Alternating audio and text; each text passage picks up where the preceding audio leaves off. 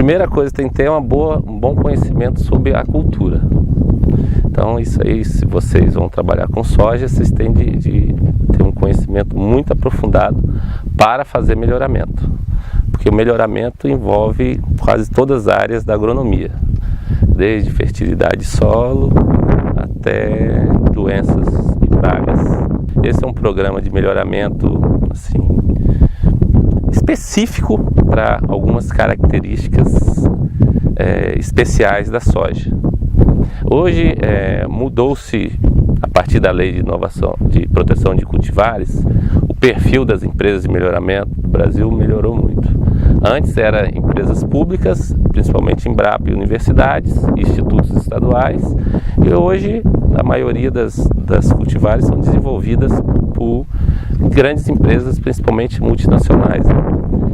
Esse mercado de semente de soja, tirando o milho, que sempre foi reserva de mercado para as empresas privadas, mas é um mercado que cresceu muito, ele emprega muitos profissionais, ele exige profissionais de grande competência e dedicação. Aqui a gente está na fase final da obtenção de uma cultivar. Esse campo aqui é um campo de produção de semente genética,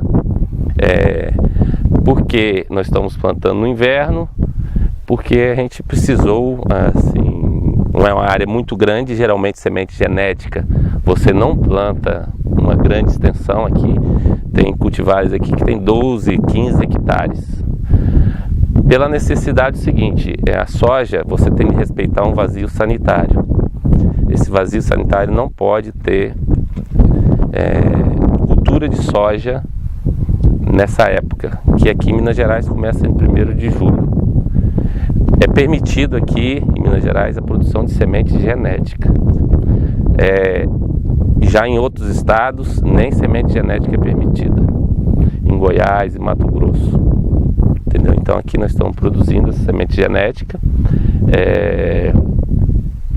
Ela depois vai entrar no sistema de produção de semente, que a gente vai passar por um licenciado, que vai ser o produtor das categorias: semente básica, semente certificada de 1ª geração, de 2ª geração, e depois a S1 e S2.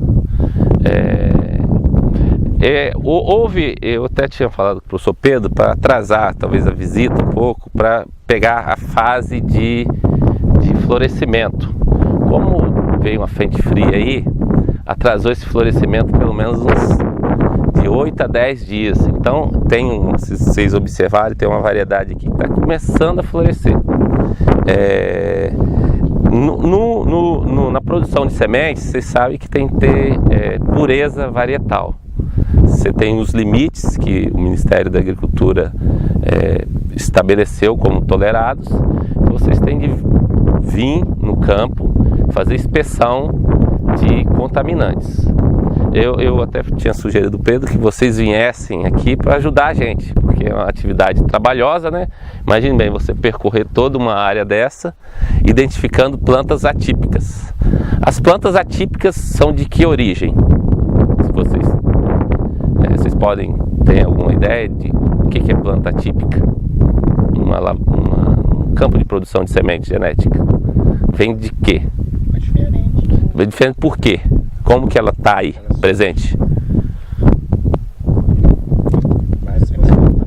Não, mas por que vem contaminada? Porque tem duas origens. Ou ela é uma outra cultivar totalmente estranha, que entrou no sistema devido à falta de limpeza, de colheitadeira e na UBS, ou a própria segregação da cultivar. Porque quando vocês fazem vocês geralmente extraem a planta em que geração para fazer o teste de progênie? Você já deu isso para eles, Pedro? Já falou? Vocês sabem? Hã? Qual? F? Não. Então geralmente no F4, F5.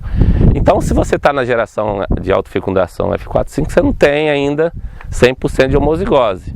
Então mesmo que você saque uma planta, ela vai segregar.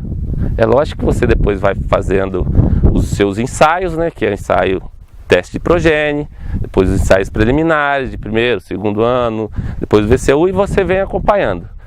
Tem melhoristas que já nesses ensaios, não importa se a fileira ou a parcela é boa, já descarta, está segregando, descarta.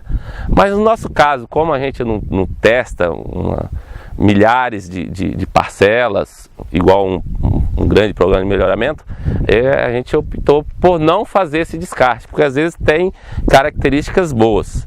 E foi o que aconteceu nessa cultivar aqui, que ela é denominada VX08241 até você fazer o registro e proteção. Aí depois você tem de criar um código. E esse código aqui vai se chamar o FVS 78B10. Depois eu explico por que essa nomenclatura.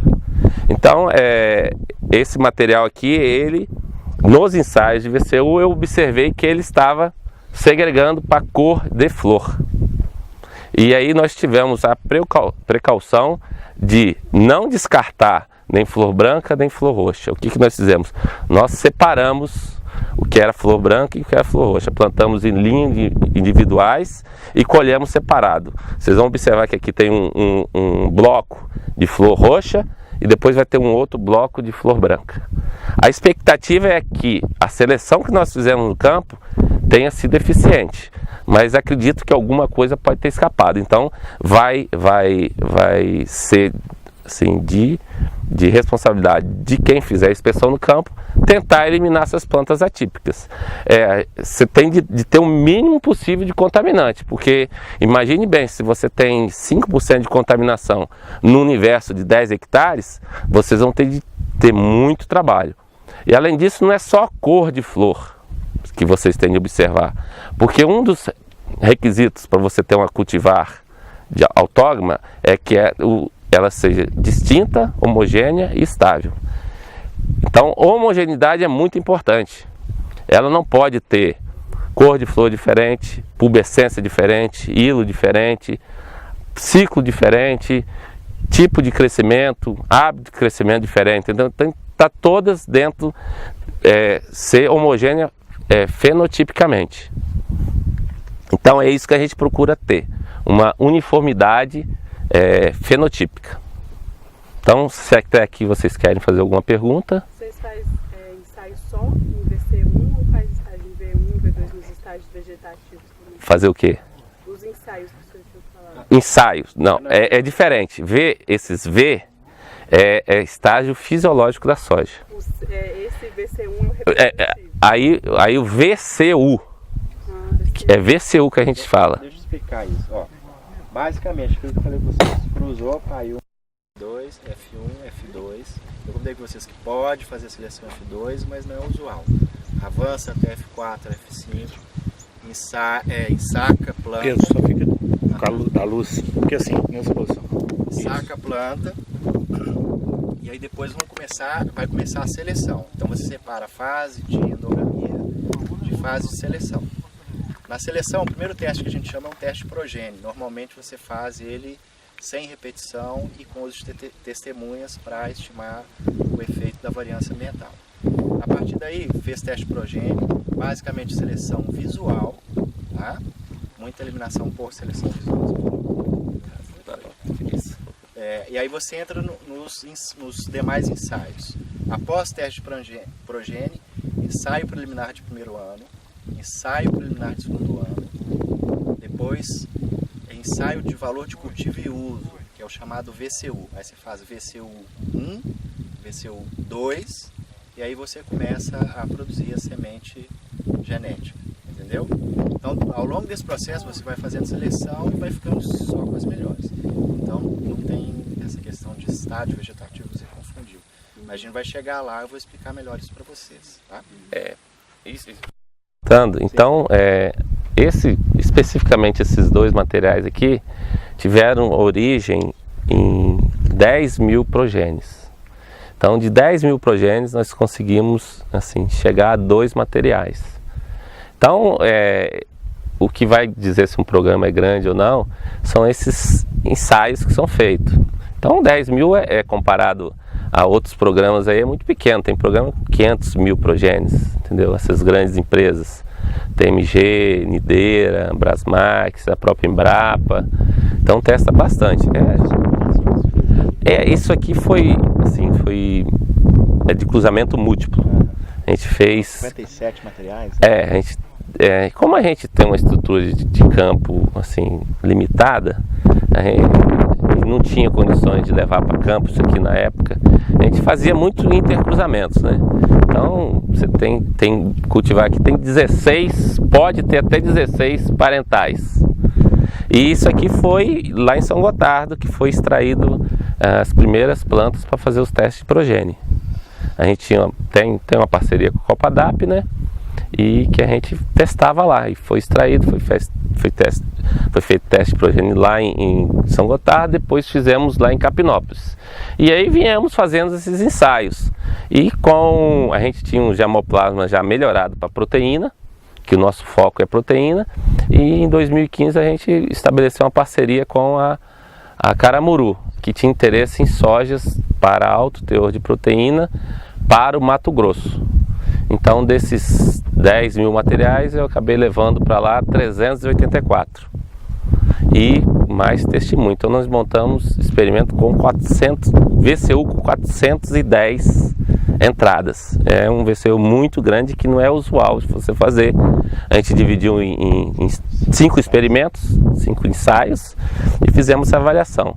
Depois desse VCU de primeiro ano, nós selecionamos 58 materiais, fizemos outro VCU.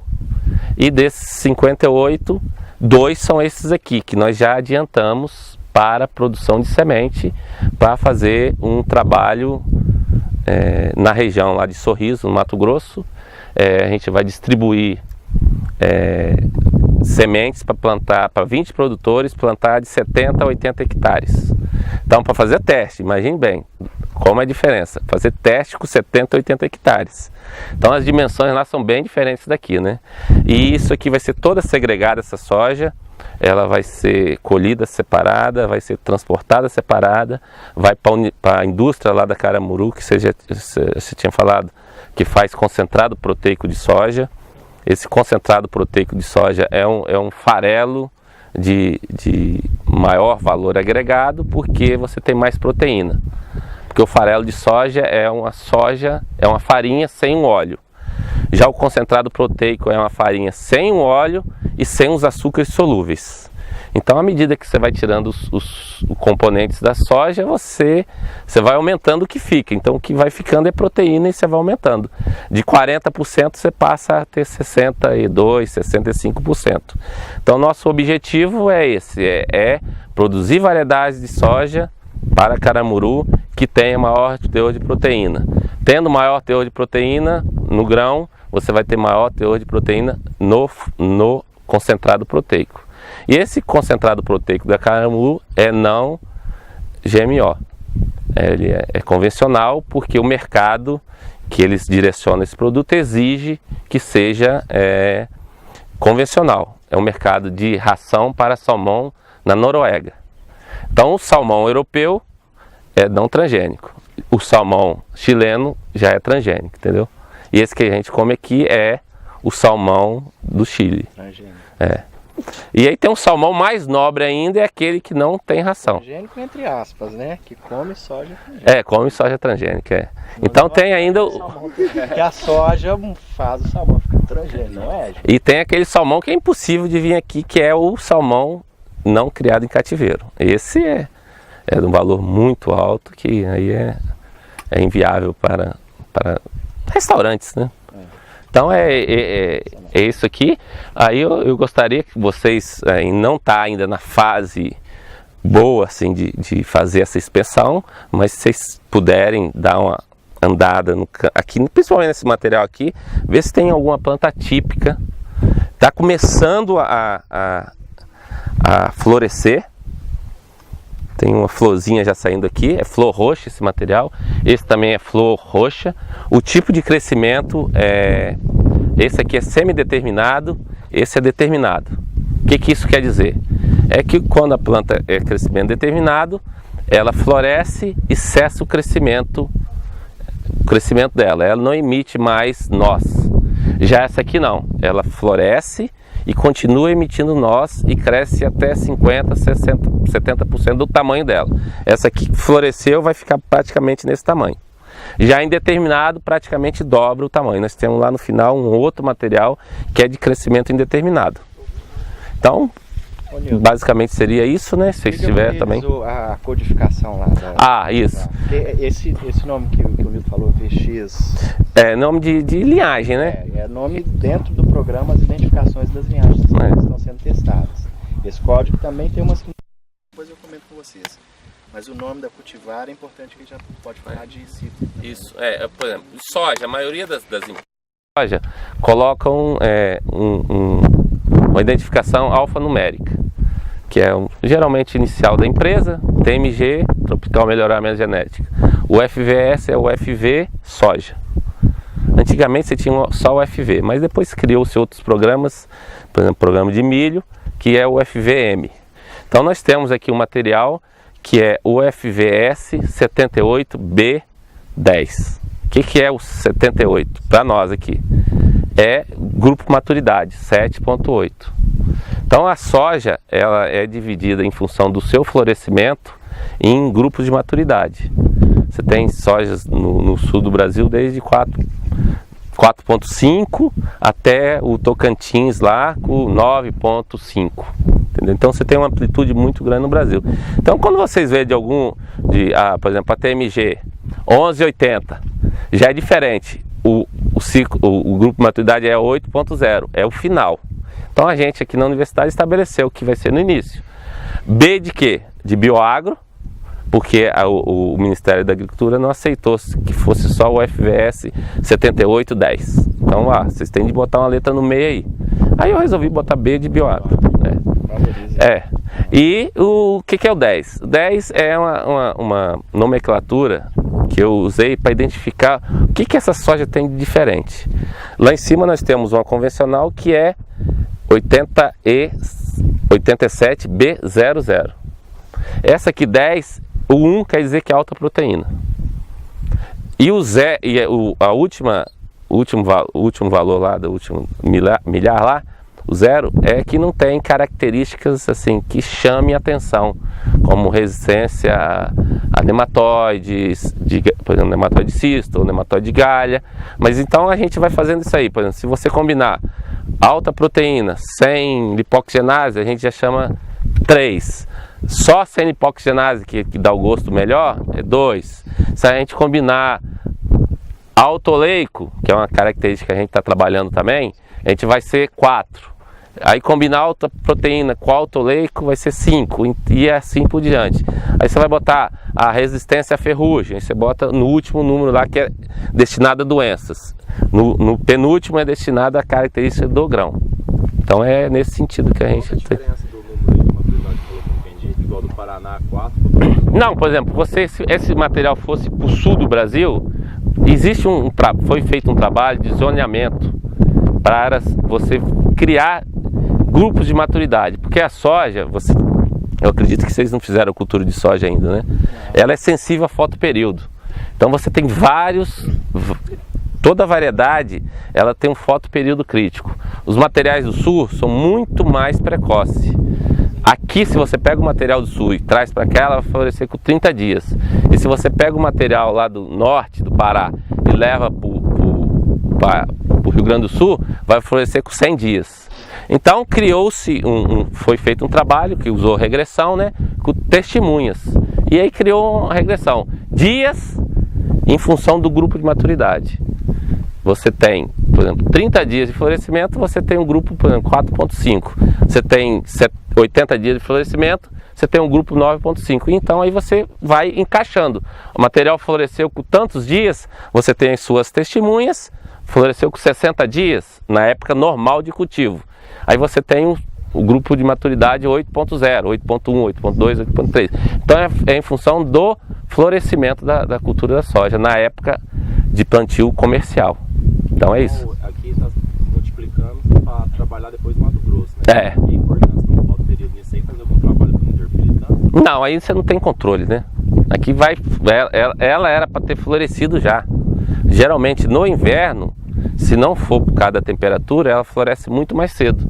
Nós plantamos uma soja em Capinópolis que ela floresceu com 35 dias. Aqui já tem 55 dias de plantado e não floresceu ainda por causa do frio. E também um pouco do comprimento do fotoperíodo. Mas o ideal é você não plantar soja no inverno.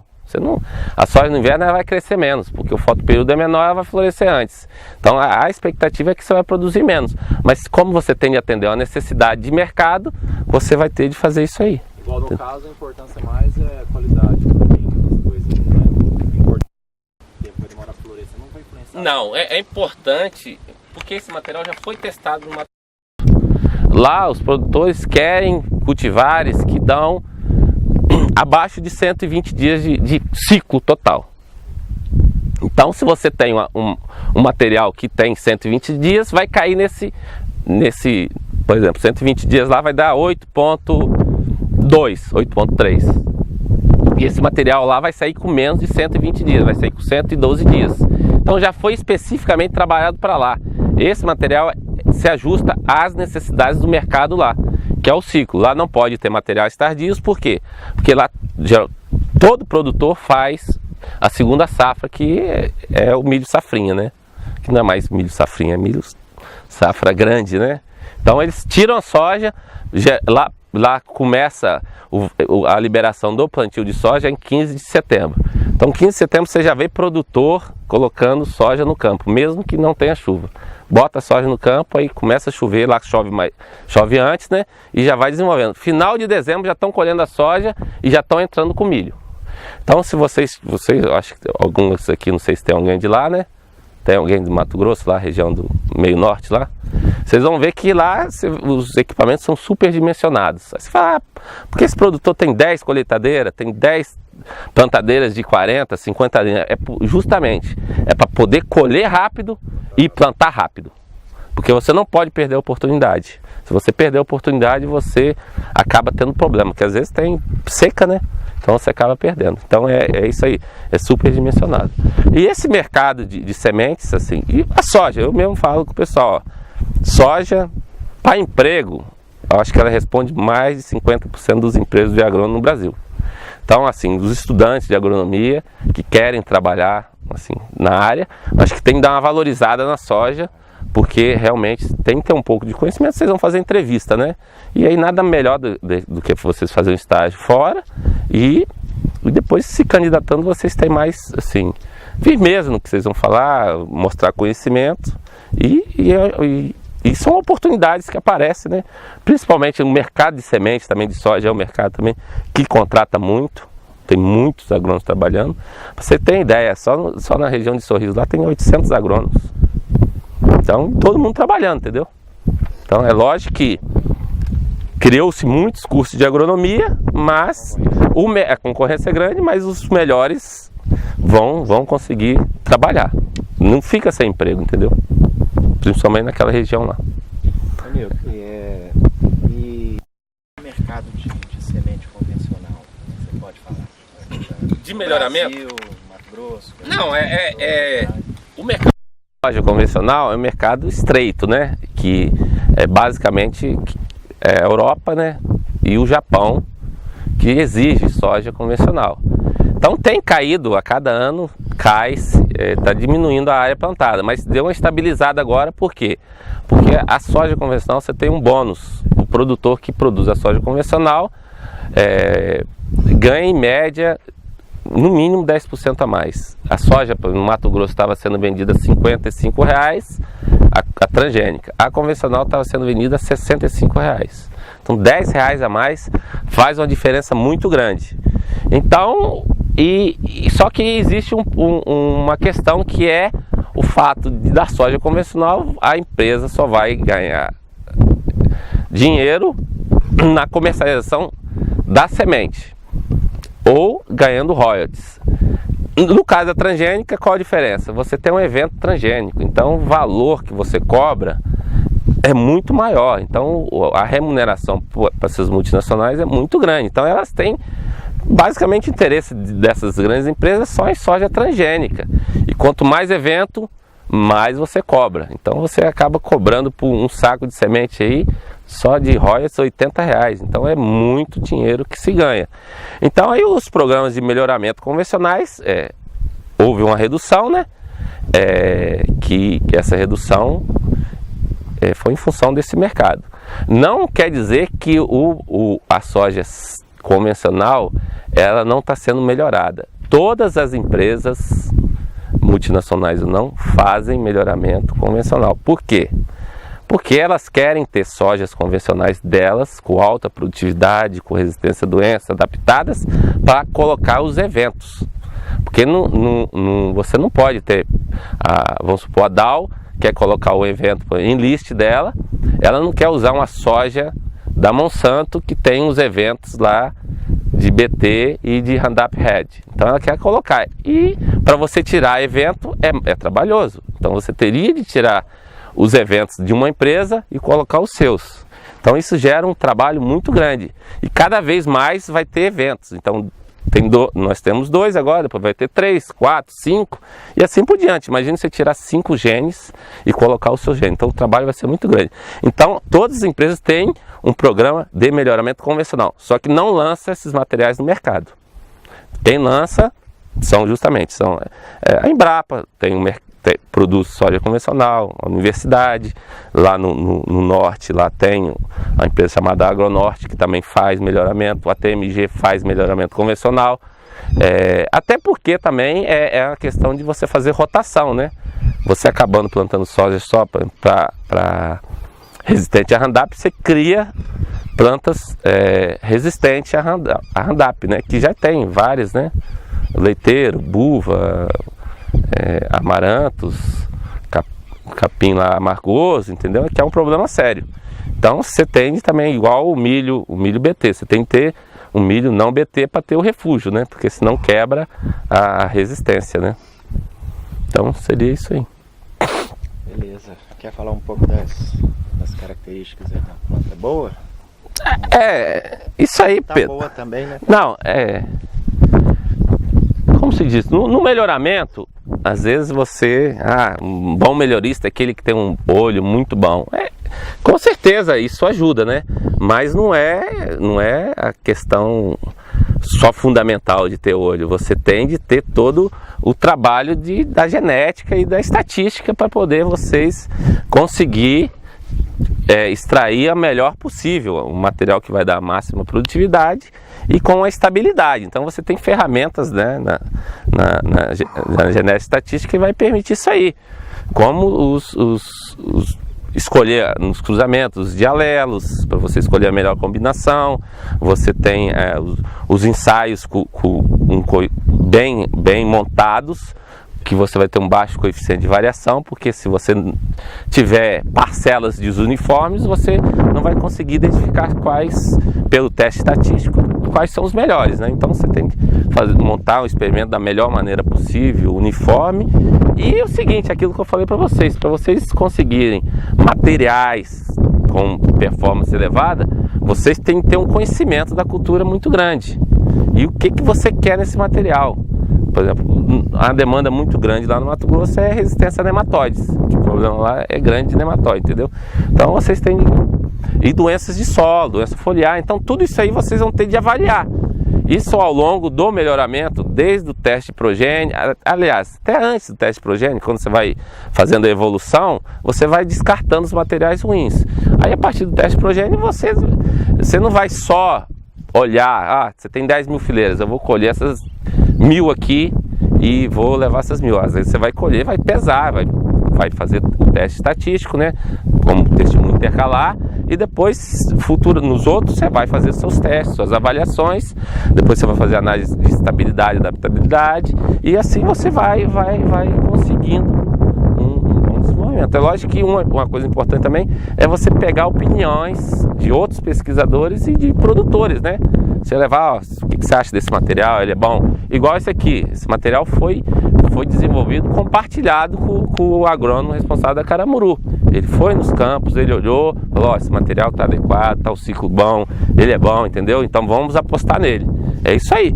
Pode ser que a gente aposte, você faz os ensaios restritos, em poucos lugares. Quando você vai abrir essa variedade, ela se torna inapta porque você não testou nas condições mais adversas possíveis. Então, o melhoramento é trabalho exaustivo, é muito ensaio, em muitos locais e muitos anos. Não existe milagre, você pegar uma variedade, testar um ano só e esse material vai ser o melhor do mundo. Não existe isso aí. E eu acho que nem as ferramentas da biotecnologia vão permitir que também você abandone o trabalho do campo, né? Do seu olho clínico, esses trabalhos que são realizados. Gente, vocês observam, uma coisa é efeito genético, outra ambiental. Às vezes vocês vão ver aqui e achar que a planta é outra planta, não. Às vezes tem um problema do sistema radicular aí que afetou o desenvolvimento. Tá diferente. Às vezes você tem uma fitotoxicidade aí, acha que é doença e acha que é diferente. Então vocês têm de saber diferenciar o que é um fator biótico de abiótico, né?